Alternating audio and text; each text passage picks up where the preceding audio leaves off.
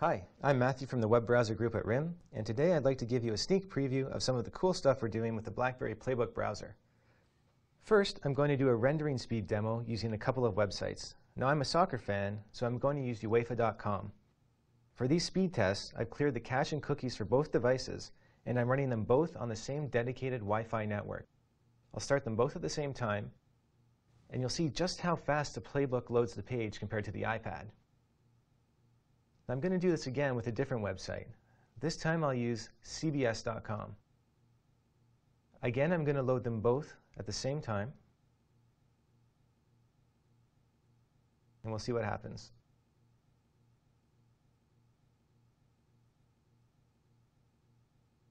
You notice once again that the PlayBook has rendered its content almost before the iPad has even rendered anything. Not only do we load these pages really fast, but we also get richer content because of our support for Flash. I'm going to show you another example of this. This time I'm going to go to adidas.com. You notice that the PlayBook is downloading rich Flash content. The iPad, on the other hand, actually has an error. If you look closely, you'll see that it says Flash is not supported.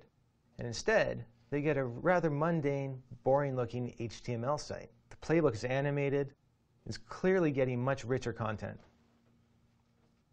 In addition to Flash, the PlayBook is built to support open web standards, so developers have the freedom to choose how best to develop great web experiences as the web continues to evolve.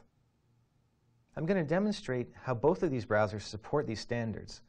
I'll use the ACID3 test. We are making the PlayBook browser to be as web compatible as possible to allow developers to use Flash or web standards like HTML5 to deliver true web fidelity. You can see that the PlayBook scores 100 out of 100 on ACID3 and has no rendering artifacts. Let's see what happens on the iPad. It also scores 100 out of 100, but if you look closely, you'll see in the top corner that there's a small rendering artifact. And this means that they don't have pixel-perfect rendering in this test, where PlayBook does pass that test, and that translates into better rendering and higher fidelity when you're rendering real-world websites.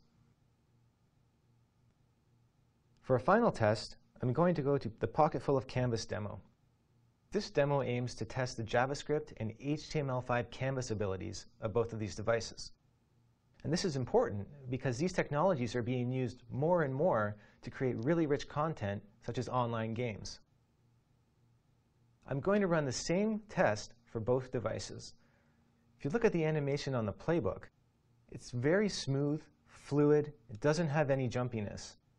If you look at the iPad, you'll see that it's quite choppy, and you can almost see each individual frame being rendered.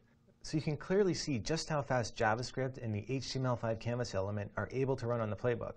And we're continuing to improve this as we work towards finalizing the product. I hope you've enjoyed this demo.